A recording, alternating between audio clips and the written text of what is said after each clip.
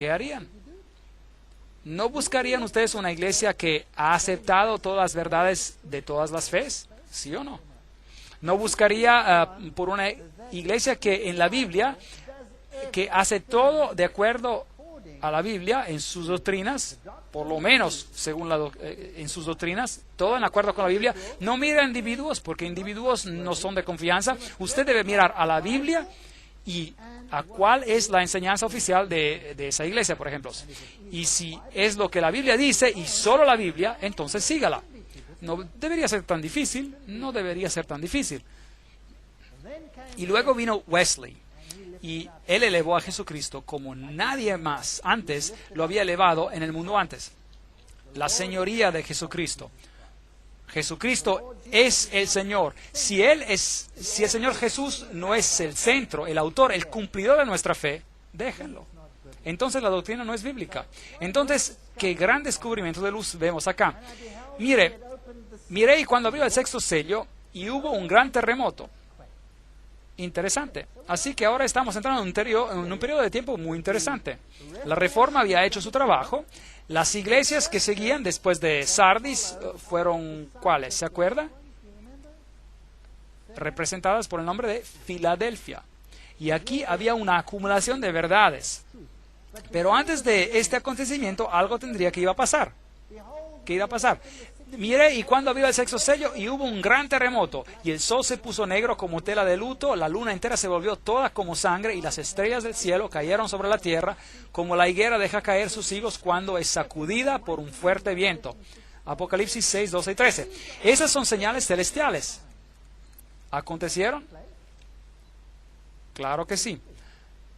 El Evangelio de Marcos dice la misma cosa, el capítulo 13, 24. Pero en aquellos días, después de aquella tribulación, esa tremenda persecución, donde los hijos de Dios fueron casi exterminados de la faz de la tierra en la Edad Media, por medio de la Inquisición, de los 30 años de guerra, de la guerra de 100 años, de la masacre, la matanza de San Bartolomé, y los hugonotes fueron exterminados. Y entonces vino la luz. Después de aquella tribulación, que terminó aproximadamente en el 1798, y regresaremos a esa fecha en otra oportunidad, el sol se oscurecerá y la luna no dará su resplandor.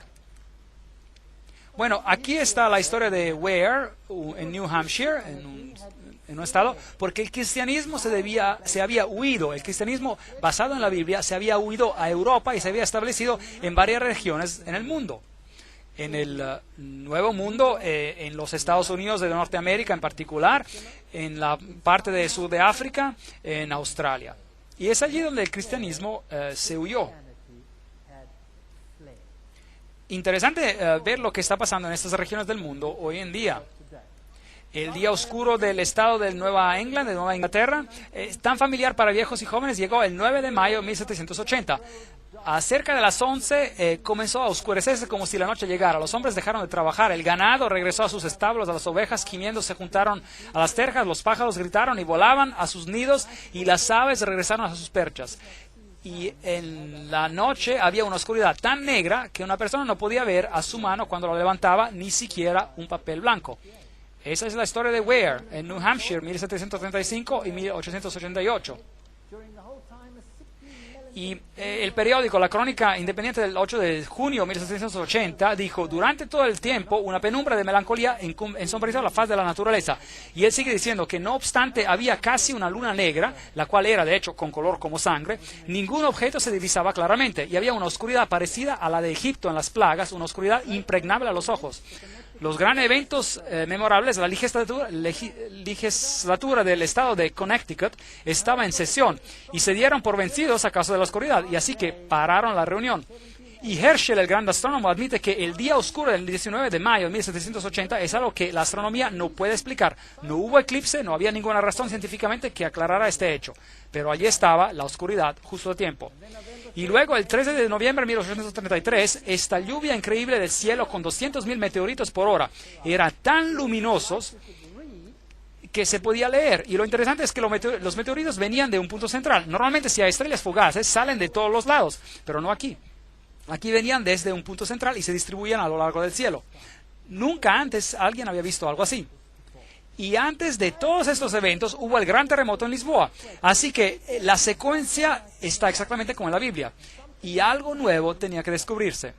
Bueno, William Miller fue el que lo descubrió, 1782 o 1849, quien empezó a redescubrir algo más en la Biblia.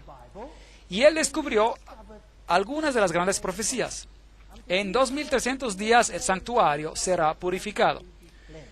Y él calculó los días y descubrió la maravillosa profecía mesiánica de Jesús y de la purificación del santuario. Y él pensó, increíble, ¿significa esto que Jesús viene otra vez? Y él empezó a predicar que Jesús regresaría en 1844, porque él pensaba que la purificación del santuario quería decir la purificación de la tierra. Pero por supuesto Jesús no regresó en 1844. Así que en el 1840 había un grupo de creyentes que se llamaban adventistas. Ahora, estos no eran los adventistas del séptimo día. Ellos eran adventistas, personas que creían en el pronto retorno de Cristo. Y venían de cada denominación cristiana en estas áreas. Había bautistas, metodistas, presbiterianos, de todo tipo. Y ellos participaban.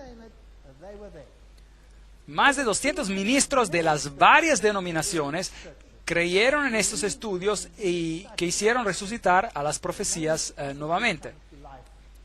Pero por supuesto no ocurrió, Jesús no regresó, pero por lo menos lo que ocurrió abrió la esperanza para la segunda venida. Y William Miller es el portavoz para el restablecimiento de la profecía y el rol de la profecía en la historia cristiana. Así que todas estas grandes verdades regresaron al pensamiento cristiano. Y luego, por supuesto, hubo una restauración final que tenía que ocurrir embarcando a todas las verdades. La ley de Dios, las doctrinas sobre la muerte y el infierno y todas estas cosas. ¿Cómo debemos vivir? ¿Cuáles son los parámetros que Dios requiere de nosotros? Todas estas cosas tenían que ser restauradas, porque seguramente Dios no terminaría este proceso sin que la luz resplandezca sobre su pueblo para abrir todas las verdades que se habían perdido. La verdad tenía que ser restaurada. Y luego Cristo vendría.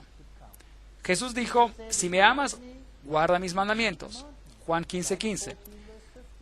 Aquel que dice que me ama y no guarda mis mandamientos, ¿es un qué? Un mentiroso. Y la verdad no está en él. ¿Acaso no tenemos muchos grupos que dicen los mandamientos se han eliminado? ¿Sí o no? Sí. Se han sido clavados a la cruz. Jesús dice que la ley nunca pasará. Cielos y tierras pasarán, pero ni una jota ni una tilde será removido de la ley hasta que todas estas cosas sean cumplidas. Seguro es sentido común saber que si las personas guardaran la ley de Dios, todos podríamos deshacernos de nuestras llaves. Y todas las jovencitas y mujeres podrían caminar seguras por los rincones más oscuros de este mundo, sin ningún temor. Si todos guardaran la ley de Dios, ¿no es esto correcto? Entonces la ley de Dios va a ser un asunto en los últimos tiempos, especialmente cuando toda una organización ha tenido el descaro de cambiarla. Increíble. Decir que somos nosotros más grandes y más poderosos que Dios, que modificaremos a su ley. Pues en vano me honran enseñando como doctrinas mandamientos de hombres. Mateo 15:9. Cuando el hombre se eleva a sí mismo a la posición de o más allá que Dios, entonces usted sabrá que es tiempo de que Dios actúe. Será llamado reparador de muros derruidos, restaurador de calles transitables. Si dejas de profanar el sábado y no haces negocios en mi día santo, si llamas al sábado delicia y al día santo del Señor honorable. Habría una restauración de la brecha, de los muros derruidos, el muro que supuestamente es para protegernos del mal. La ley no fue hecha para restringirnos, la ley fue hecha para protegernos. Como un padre amoroso o una madre pondrían sus brazos alrededor de los niños y pondrían reglas para protegerlos. Y el sábado tenía que ser llamado una delicia, no una carga. Los judíos habían hecho del sábado una carga. Habían puesto tantas restricciones sobre el sábado que era miserable guardarlo. ¿Quién podría ser feliz si no estaba permitido caminar para ir a ver a seres queridos? Increíble. Así que tenía que haber una restauración del espíritu de la ley y de la fe en la palabra de Dios. El Apocalipsis de Juan nos revela todas estas cosas que harían de ocurrir. En medio del cielo vi volar a otro ángel que tenía el evangelio eterno para predicarlo a los habitantes de la tierra, a toda nación, tribu, lengua y pueblo. Decía en gran voz: temed a Dios y dadle gloria, porque la hora del juicio ha llegado.